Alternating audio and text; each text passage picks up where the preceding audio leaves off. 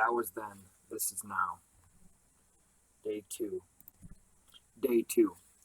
As usual, the last thing on Mom's mind was herself. We had no more than got there and got hugged when she started telling us about this poor kid across the hall who never had anybody visiting him. How do you know that? I asked. There's so many people coming and going around here.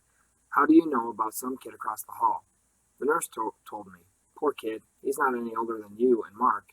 It figured. I mean, her finding out about it. If there was a lame dog within 3 miles, she'd find it. It didn't bug me much, though. Thanks to her, I had a brother. Brian, promise me you'll go over and see him. I frowned. Look, I don't know the guy. I'm not going to just walk in and say, Hi there, want a visitor? My mother tells me you don't have any. Brian, Mom said, just go talk to him. He won't talk much to the nurses. He's been hurt pretty badly, poor thing. I'll go see him, Mark said. Brian will come with me. I gave him a dirty look, but he continued. Who knows, maybe one of us will end up in the hospital sometime with nobody to come see us. That was just the kind of junk my mother eats up, and Mark knew it. When we left, I stopped him in the hall. What's the idea of telling her you were going to see that kid? Mark shrugged. I'm going to. Why not? This was typical of Mark, as it wasn't typical of anyone else. Well, I'm not going. I'm going down to the snack bar here and get a hamburger. Ain't you hungry? Mark shook his head. Nah, I'll meet you down there later.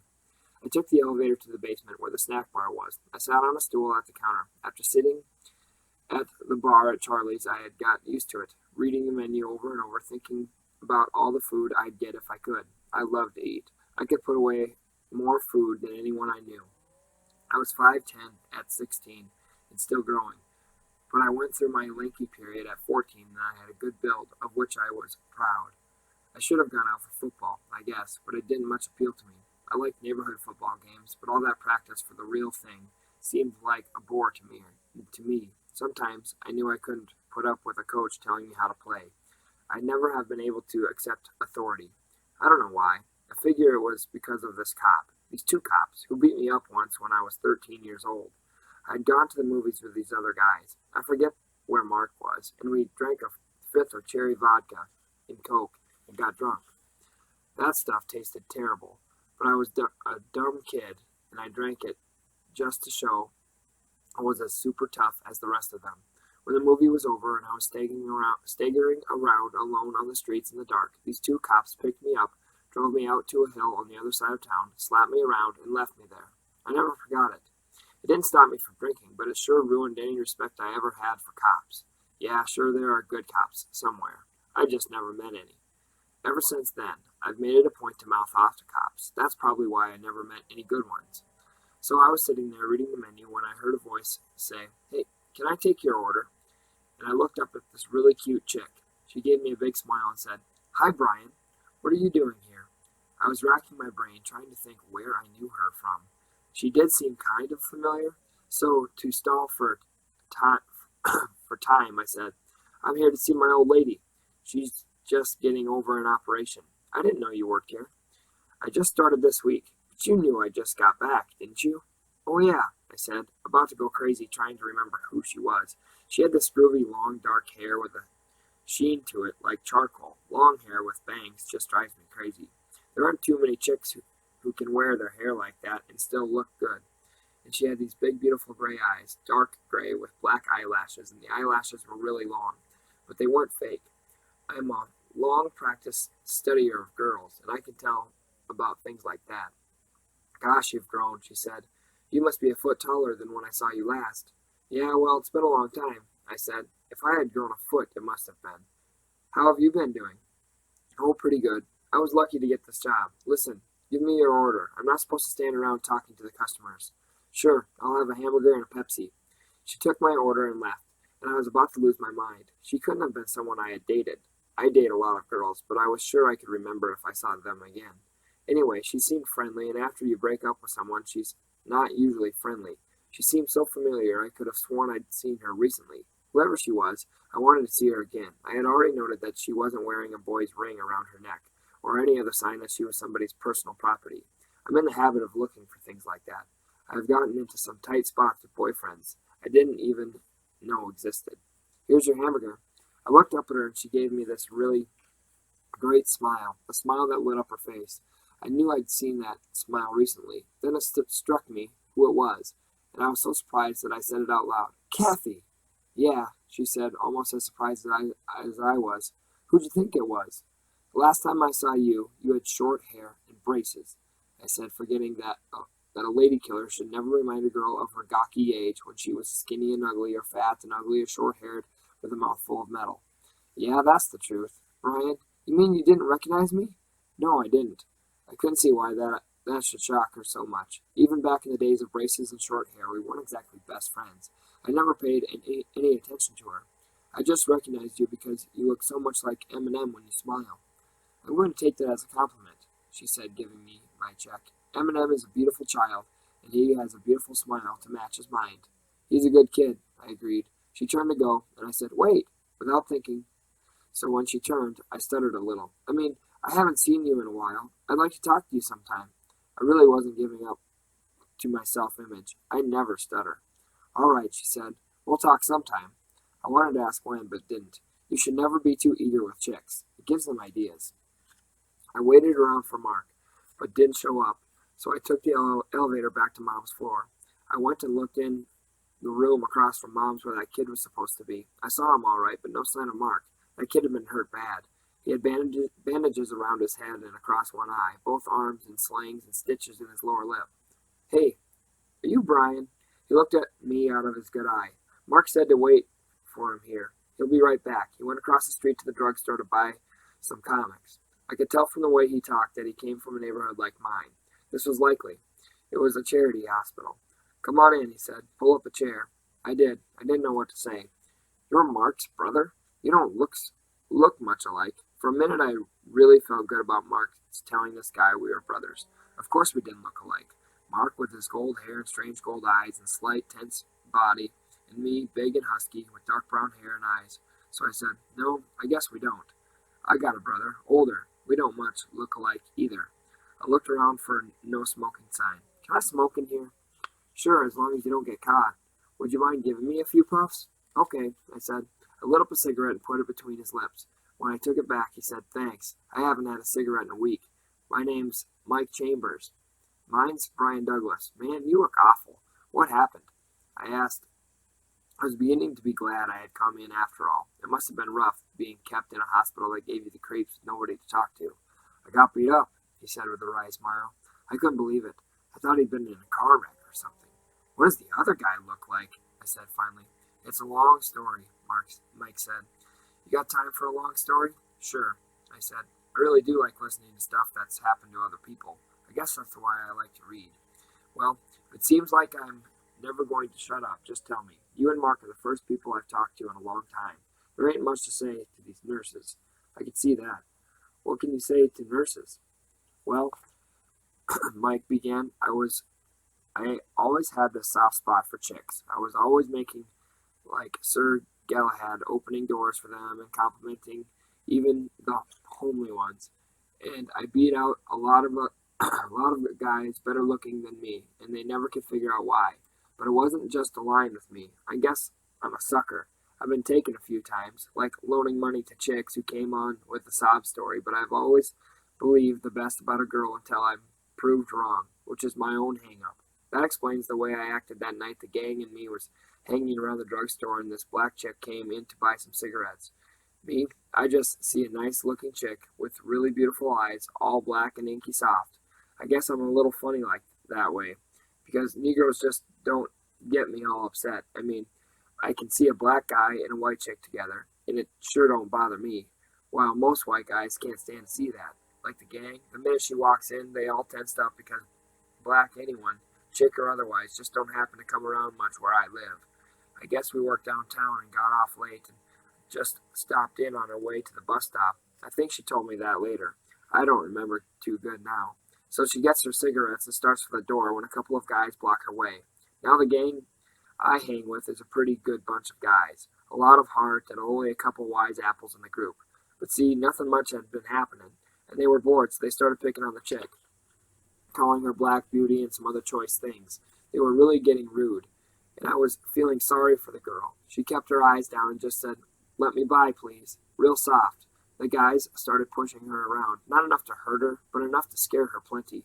She just gripped her purse with both hands and tensed all over like she was trying to keep from running, which was pretty smart. Running is just an invitation to be chased, and if she got caught, it wouldn't be in a lighted drugstore. The old guy who runs the drugstore had disappeared. He was scared silly of the gang. I don't know why. We never done anything to him.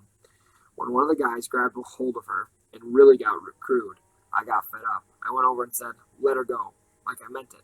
They all looked at me for a while like they were trying to make up their minds whether or not to jump me. We don't usually go around beating each other up, but it has happened. They finally decided not to. My big brother, he's got a pretty big rep as a tough guy in our neighborhood. He's in jail now. That's why he don't come to see me. It was his rep and not mine that stopped them because I ain't never been known as a tough guy. So they turned her loose and went back to reading comics, and I followed the girl outside. She was looking up and down the street, kind of desperate-like, and I knew she'd missed her bus. I said, "Hey, girl, if you've missed your bus, I can give you a ride home." She just kept her eyes down. Finally, she said something. But, brother, I'm not going to repeat it. I saw then and there she thought I had evil intentions. I don't blame her. Heck, if I had to take what she just did, I'd be sore and suspicious too. I said, "Look, I don't want to pick up or anything." She gave me a funny look, so I added quick, "Not that you're not real cute or anything. I mean, you'll have to stay here another hour to catch the next bus, and I'll be leaving, and I don't know what those other guys might do."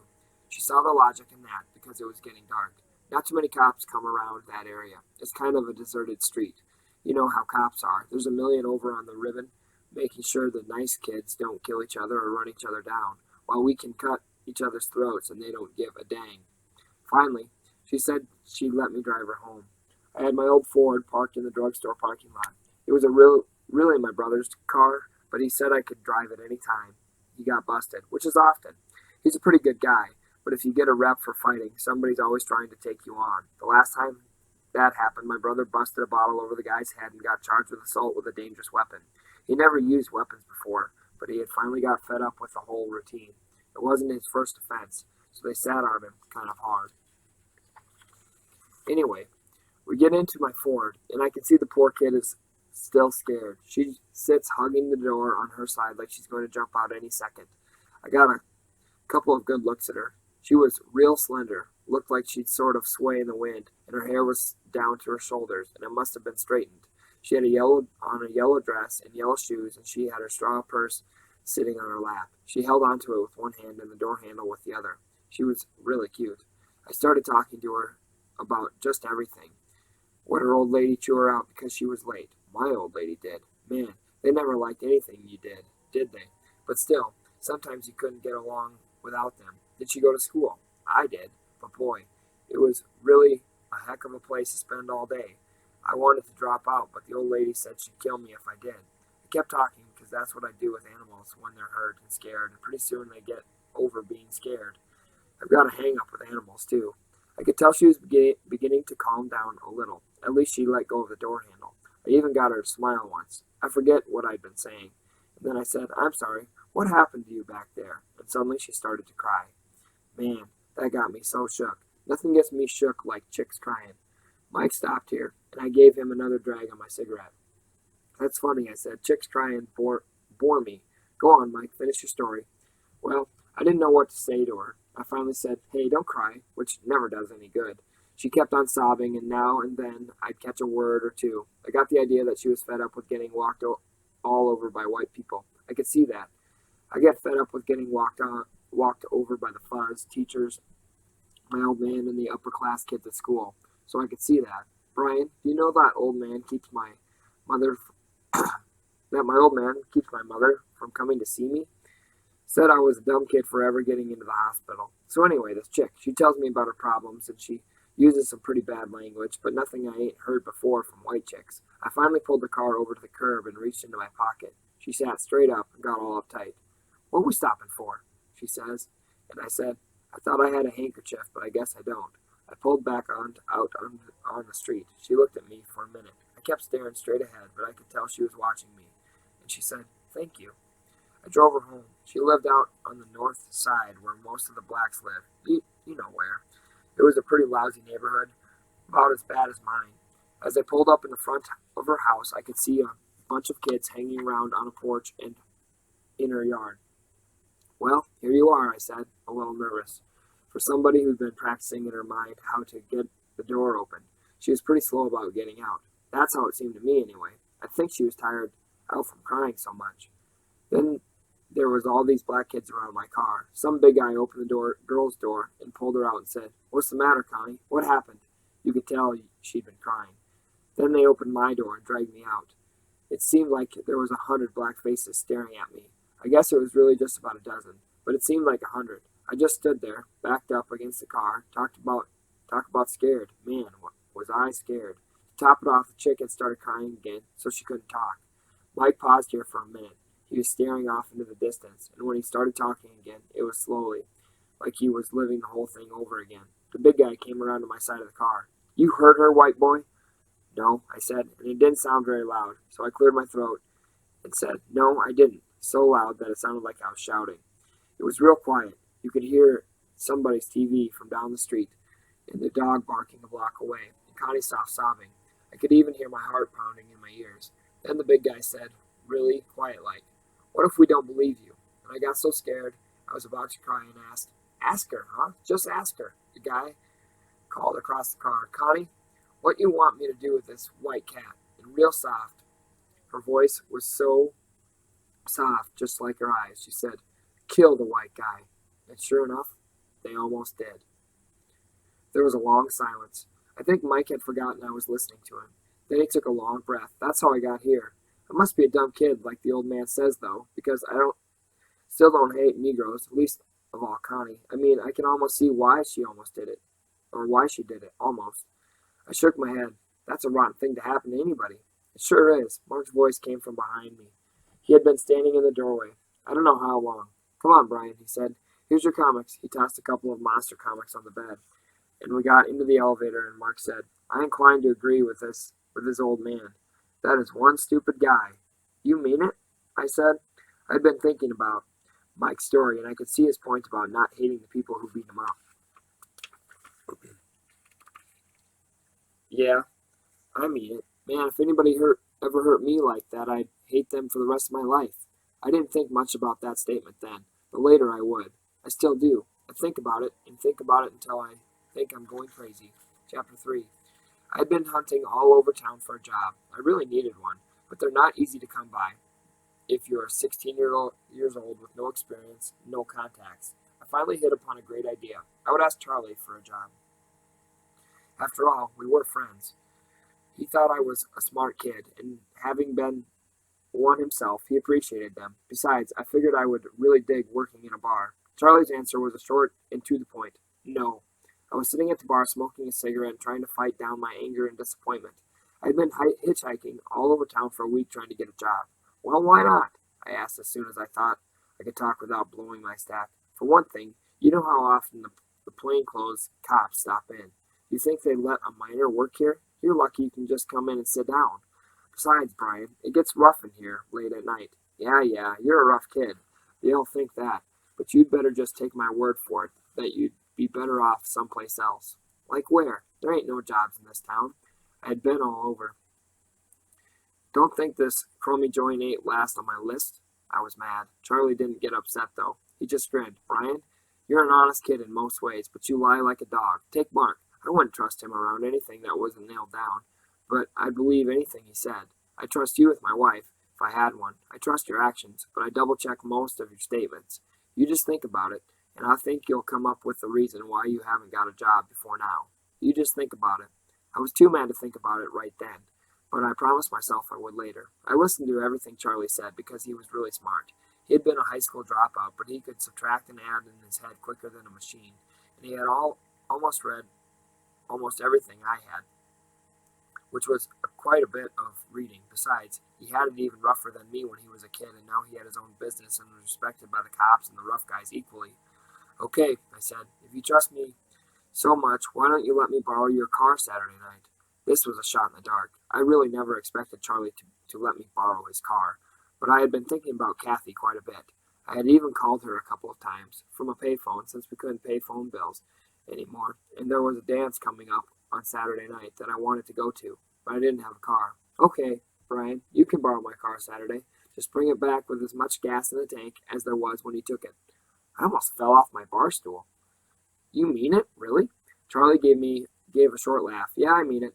But you get into a wreck, and I'll swear you stole it. And I don't care if you let Mark drive it either. Any kid who's been hot wiring cars and driving them for as long as he has without an accident, I'll trust with my car. I didn't know how to say thanks. I've always had trouble thanking people. I don't know why, but Charlie just gave me one of those twisted grins of his, like he knew what my problem was and couldn't care less. I'll come by and get it Saturday, I said finally. Charlie said okay, and I could tell he meant it. Get out of here before I change my mind. So I got. I wanted to get to a phone and call Kathy. For all I knew, she already had a date. She didn't, thank God, but she did ask me where was going to get a car. A friend's loaning me his, I said. We may be double dating with Mark. You remember Mark, don't you? Who could forget him? She said. And something gave me a funny feeling. Something about the way she said it. It gave me a funny feeling. Is this a dressy dance or a dance or what? She asked. Casual, I said. Pants would be okay. It's just the school gym. Maybe we could go get a Coke afterward. But I was thinking maybe we'll stop by the park afterward, which is just the way I think. Mark was surprised when I told him who I had a date with. Kathy? Eminem's sister? How old is she? 15 or 16, I guess. You want a double date? Charlie's loaning me his car. I said this casually, like Charlie loaned me his car every day of the week, but Mark wasn't fooled. He never was by me. No kidding? How'd you manage that? I just shrugged. The truth was, I still didn't know how I managed that. Well, Mark said, I can't double with you. I already told some guys I'd go stag with them. I thought you would too. Shoot, you haven't taken out a girl since you broke up with Angela Shepard. Yeah, well, if you'd gone with Angela for a while, you'd be sour on girls too. Man, I hate that chick. Too bad she can look so good and be so rotten, Mark said sympathetically. He never once said, I told you so. He had tried to tell me a long time ago that Angela was no good, but I hadn't paid any attention. It always seemed like Mark knew the score before I did, but it didn't do me any good. I wouldn't listen to him. I had to find out things for myself. Who all were you going with? I asked. We were in the kitchen doing dishes. Mark didn't particularly care much for washing dishes, but I couldn't just stand a bunch of dirty dishes piled up in the sink. Terry Jones, Williamson, and Curtis. Then I'm glad I'm not going with you. I can't stand that Curtis kid. Come on, Brian, Mark said easily.